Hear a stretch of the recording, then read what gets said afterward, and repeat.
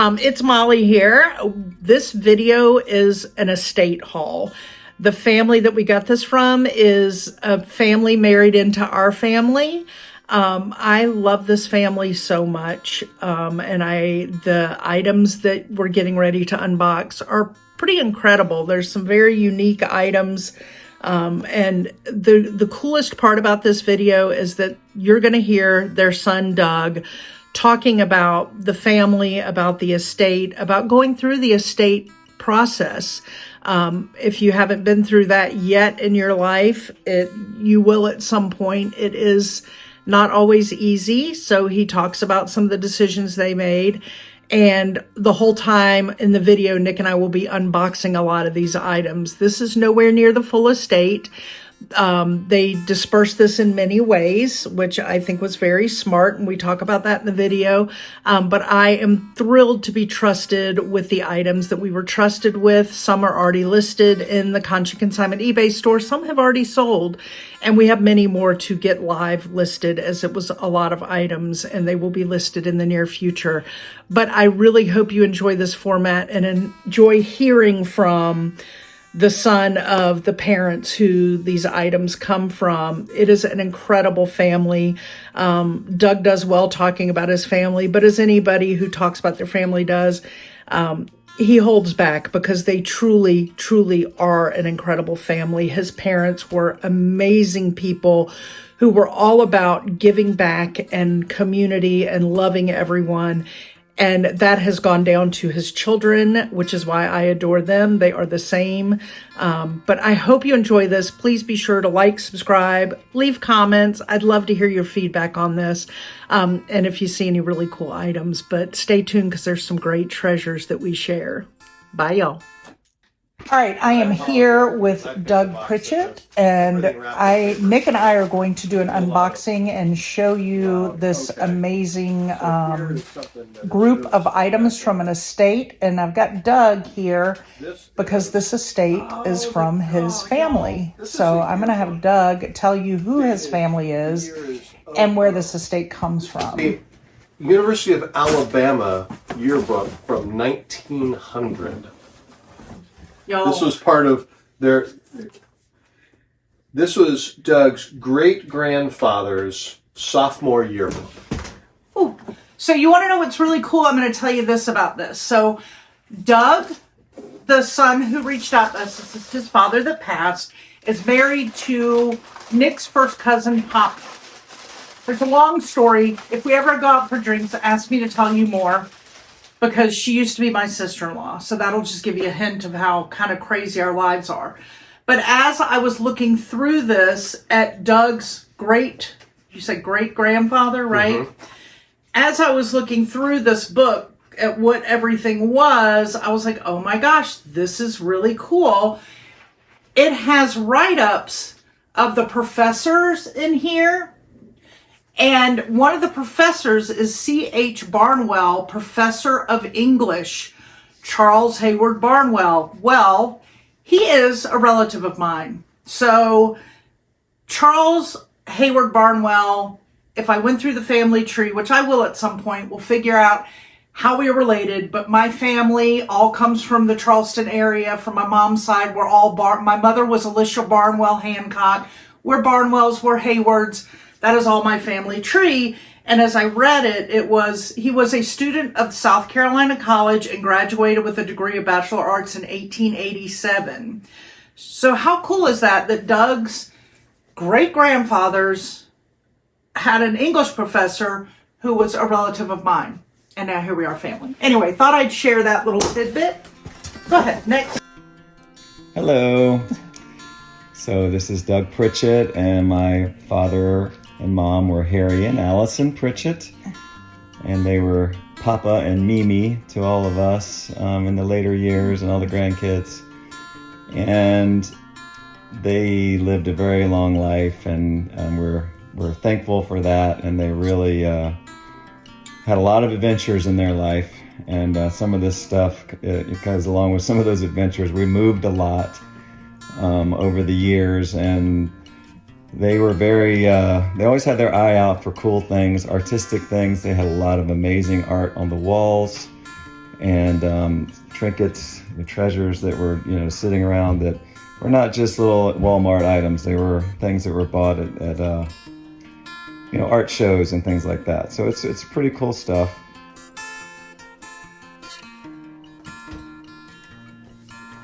I have no idea who that is. That is cool. Oh, that is Catherine Medina Beeson Partlow, circa 1860 to 1930. Cool. Painting, I love it. All right, a Buddha board in the box. Love me a Buddha. They both grew up in Tuscaloosa, Alabama. They knew each other since they were born. We have pictures of them together when they're 3 years old. I love it. And they're gorgeous pictures. And they didn't start dating till the end of their senior year in high school. And but they were always like best friends. And their parents were friends. And so I have a lot of history there. Chinese bowl. Oh, good. That'll be a goodie. Those things.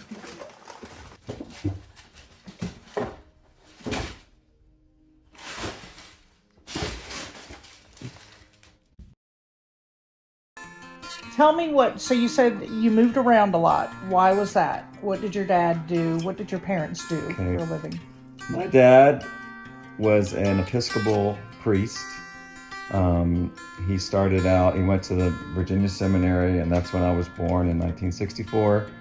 He graduated and then started in Birmingham, Alabama. We moved to Huntsville, Alabama. We moved to Sewanee, Tennessee, back to Birmingham. Then we all left to go to college, and they went to Atlanta. And in Atlanta, he had a really big church in downtown called All Saints Episcopal Church, and he became well known within the church just because of how big this place was and what he accomplished there. And that opened up some doors, and he ended his career in New York City at St. John the Divine Cathedral. And they were always going to New York, so this was a really fun place for them to go for the last several years of his career. And they met several amazing people, through that New York connection, that spot. And he was very much a community person. What he was known for is bringing people together, and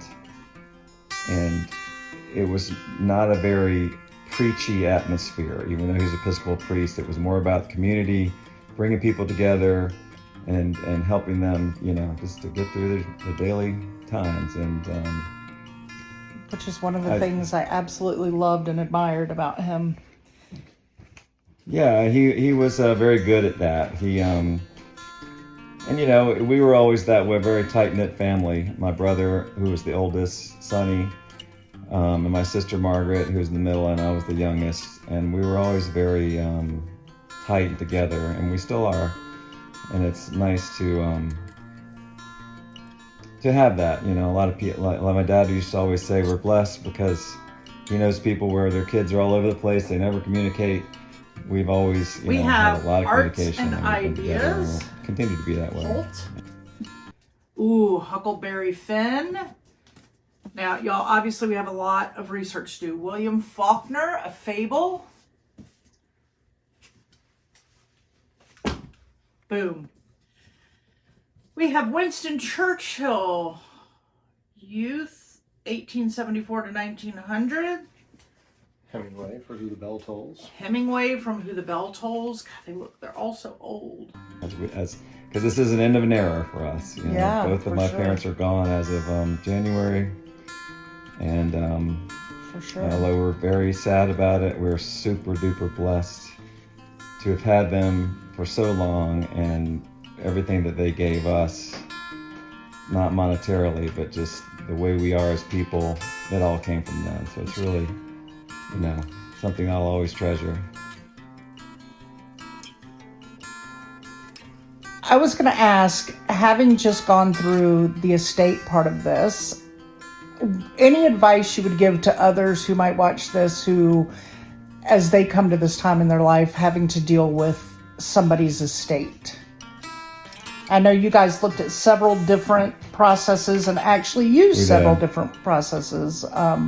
I did it, as many of our viewers know, with my mom, and it was different because it was just me. Well, and Nick helping, but I mean, just me to make decisions about stuff. Right. You had siblings making decisions about stuff. Anything? Yeah, I mean, we were lucky that in their later years, they sort of downsized somewhat, and a lot of the furniture, you know, they had big houses for a long time, but then in the end, they had smaller, like high-rise apartment places that wouldn't hold as much, so they dispersed it. We got a lot of it then, so that it wasn't like it was a giant house full of stuff. But we came to find that my dad and my mom too kept a lot of very amazing treasures. Like, for instance, finding letters that my mom wrote to my dad her freshman year of college when they were apart. She wrote every single day. Wow. And all those letters still exist. And you didn't know that until y'all found them? Never seen them before. Oh my gosh. That's so cool. But it's hard. The part that's really hard about that is, okay, yes, you want to have some of those. We scanned some, we took some pictures, but it's a whole box full. What do you do with them? What do you do? And it's difficult, but you know, you just have to move on, and some of that stuff gets thrown away and you keep a little bit here and there. But in terms of, that was the hardest part, but finding these amazing parts of history that it's like, how do you throw this away? But, you know, we also can't just keep everything. Yeah, you just can't. It's hard. I think scanning it is a good way to keep some pieces of it, for sure. And we've done that. We're still doing that. And it's nice to have that technology. Yeah, that's a smart way to do that. I went through that with my dad's estate, his camera collection, which I had the majority of his amazing cameras. And I just carried them around year after year. What was I ever going to do with them? Like, I took photography classes, but with the way that things are digitized, are you ever really going to pull those out? No. And I was so torn, and I wanted a new camera. And I remember going to a camera shop in Philly, and I brought all the stuff, and the guy was so nice. And in the end, what he ended up doing was he bought the majority of it from me. I got a whole beautiful new camera with a bunch of lenses and all that. But what was really cool was that, without me knowing it, he put them all in a light box and took professional studio photos of all of Dad's cameras and gave them to me on a disc so that I would have them in photo form, right? Perfect. So kind of that same thing. Like, I really don't need to lug these around, but at least now I have the visual reminder of what his collection was. So it's pretty cool. You know, when you're going through all that stuff, the emotions are all over the place. I mean, happy, sad, reminiscent, and remembering these old times you haven't thought about in 100 years. And it's all good, but it's not easy, you know, to relive that. But I'm so glad that we did, and we were all doing it together as a family still. So, you know. The thing that we always go back to, though, it's the end of an era, you know. All the stuff is being dispersed to different places. Yeah, they're gone, and, you know, it's interesting. Yeah. So tell us the ways that you disperse these items. What different areas did they go? I mean, obviously people are going to see our unboxing here of some things that we have, but what was that process like? This lidded trinket dish is really cool, and we have all kinds of little goodies here that are flipping through fast. This is a soapstone carved face. It's really beautiful, and I apologize for not getting it closer. But this is by far my favorite, this brass dish. Some brass candles, just all kinds of goodies that came in this estate. And I really hope you guys are getting somewhat of a view and enjoying this and enjoying Doug's story, because it's nice to hear. Well, a lot of the stuff we sort of had a mini lottery, and we just picked, you know, what we wanted. And we have three siblings picking, and, you know, luckily there was nothing that we were fighting over. There was not one piece that we thought, everybody wants it and we're gonna have to just do a lottery. It was pretty much, okay, that's good. And so that was, as much as I stressed over that, it did not turn out that bad. That's good. So that was the first part. We did that, so then we knew what we were all taking. And then we had a lot of smaller stuff that we kind of all gathered and said, well, what are we going to take? Because we wanted some of that, fun stuff too. And we sort of split that up, but there's a lot left over. So that's a lot of the stuff that will be in these boxes. We did have an estate sale person that we had some really fine upscale things that they're actually selling for us, that they, it was in Atlanta. This was all in Atlanta, so we just wanted to keep it local. And some of it was very big and hard to move, but they moved it. And so that's some old furniture that that hopefully we'll get some money for. And I would think in the Atlanta area, they should do well. And now I would love to hear a report from you down the road, but I would think an Atlanta estate sale with the items that your parents had are going to do really, really well. Yeah, for sure. There, it's a good place. Yeah, and we had everything appraised, but appraisals are just that. They're really only worth what someone will buy them for. Correct. But in the silver, we had some silver people come in. A lot of the silver had been downsized and dispersed, and when they were downsizing. But there was definitely several pieces there, and we sold them all the sterling to one person, and we got what we got, and it wasn't like it was a ton, because silver's not nearly as worth as much as it used to be. Right. And same with with these really old China patterns that were there and beautiful, but it's just not something that people use as much anymore. So they're not worth as much, even though they're worth a lot. They're only worth as what you can sell them for. So really. See, y'all hear this? I don't even need to educate him. He already knows it. Can't tell you how many people we educate in this business about how it's really, I know that, when you bought it, it was worth this, but no, it's sad. Nobody uses the beautiful china, the sterling silver. It is sad because it's beautiful stuff, but you can't get kids, grandkids, nobody wants it. Right. Nobody wants it. It's really hard. Most people that do want it because they are upcycling. They're using it for crafting projects, and they're, mosaicing or sewing patterns with stuff. And that's typically where those things will go, or making rings out of silver jewelry. I mean, silver utensils get turned into jewelry. That's what I'm really trying to say. Yeah, But that's also a great way to keep it. I'm all for upcycling too, for sure. Yeah, and some of the furniture that had gotten a little bit old and it's not fine, it's just, usable watches and things like that. The facility where my dad was living, they have something called the furniture store there, and you donate it to them, and then anybody can come down and pay a little bit for if they need a new couch or something. So there's several pieces that went down there. And then we had, some things that would just, were not even worth trying to sell, that went to Goodwill. Not a whole lot of that. Most of it is either here with you or at that estate sale, or, split up between us. Well, I think I'm going to say first, thank you for chatting with me. Of course. Hanging out and chatting. I think that it's neat to be able to, I've done other estates, but I've never recorded somebody to give some of the provenance to the pieces, a little bit of the family history that goes with the pieces. So I think our viewers will like hearing a little bit about them and kind of knowing their story.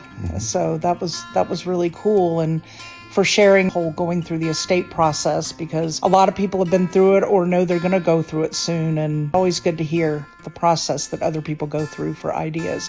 I think you guys did a phenomenal job of how you broke it up into the different spaces for it to go. I think you guys did a great job with that. So well, we're very fortunate to have a company like yours, and that resource has been super helpful, because a lot of this stuff may have just been given to Goodwill, which is a great cause and everything too, but why not like you said, people enjoy getting stuff that they didn't know they could get. Yeah, and we love rehoming. We love seeing people find something they've been searching for, and all of a sudden we got it in a state and put it out there, and it's made their day. The thought of this stuff being in new homes and being treasures for other people is a wonderful thought, and I'll always treasure that.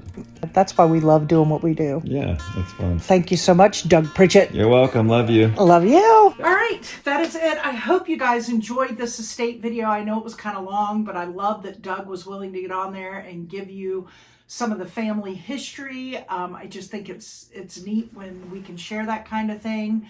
So I hope you enjoyed it all, and let us know in the comments if you like this style and if we get future estates.